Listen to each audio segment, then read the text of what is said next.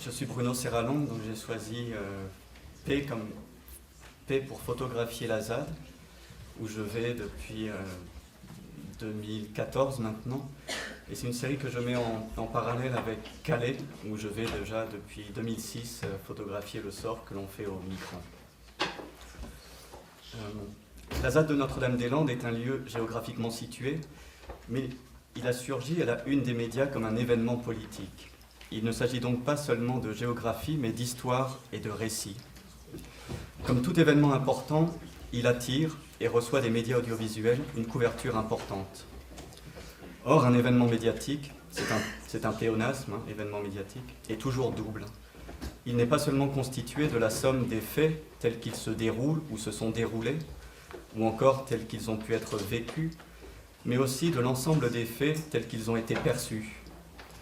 D'un événement, il y a donc toujours deux histoires qui évoluent en parallèle, deux histoires qui ne se superposent pas complètement et qui vivent des vies différentes. Les images et les mots vont définir le cadre au sein duquel l'événement va acquérir sa signification. Aujourd'hui, ce sont les médias de masse qui donnent la version officielle de l'événement. Hier, on a pu dire que c'était les peintres, quand la peinture était dite d'histoire. Ils définissent non seulement le cadre de lecture dans lequel l'événement existe, mais ils donnent aussi les outils pour soi-disant le comprendre. Donc, photographier la ZAD en tant qu'artiste, photographe travaillant en dehors du champ des médias, c'est déjà se dire que l'on va en donner un récit minoritaire. Minoritaire parce que moins vu, mais minoritaire aussi parce que perçu comme ne relevant pas du récit autorisé ou de vérité.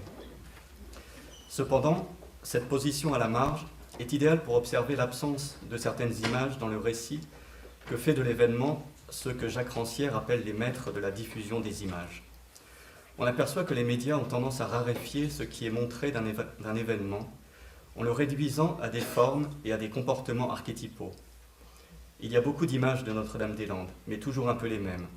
Les zadistes portent des sweats à capuche et tournent le dos à la caméra ou sont floutés parce qu'ils refusent d'être photographiés ou filmés.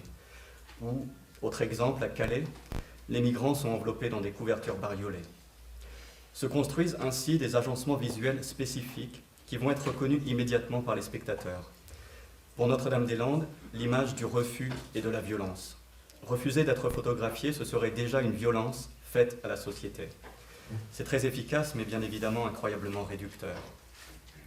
Face à cela, il faut commencer par affirmer que c'est très bien de ne pas accepter d'être photographié. On connaît depuis longtemps l'usage policier des images. Mais c'est vrai que pour un photographe, ça pose problème. Sauf à considérer que saisir à tout prix des visages, des personnes, c'est déjà accepter la logique médiatique. Il faudrait faire comme eux, parce qu'on a été habitué par l'histoire du photojournalisme à apprécier ce type de photographie qui valorise la figure, toujours désigner un héros. Mais on doit pouvoir photographier autrement. Tout d'abord en privilégiant la foule, le collectif, masqué ou non, sur l'individu, mais aussi, dans le cas de Notre-Dame-des-Landes, en affirmant la nécessité de la photographie de paysage. Ce n'est pas qu'une photographie descriptive.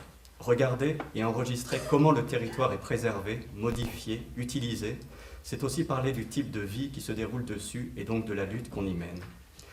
Ou bien, autre moyen d'aborder photographiquement la ZAD, je pourrais citer quelques phrases d'Alan Sekula, dont l'œuvre photographique compte énormément pour moi.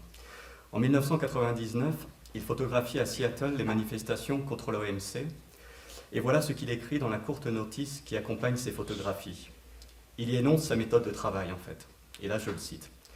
Pour photographier les manifestations de Seattle, ma méthode de travail a été de bouger avec les manifestants depuis l'aube jusqu'à 3 heures du matin si nécessaire, en photographiant les moments d'accalmie, les moments d'attente et les marges de l'événement. Les règles pour cette sorte d'anti-journalisme maladroit, pas de flash, pas de téléobjectif, pas de masque à gaz, pas d'autofocus, pas de carte de presse et pas de pression pour saisir à tout prix l'image emblématique de l'événement.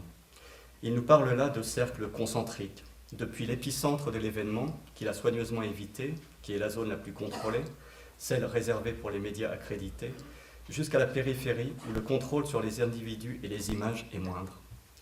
Et je crois, comme Alan Sekula, qu'il faut savoir faire des marges de l'événement le centre d'une pratique artistique.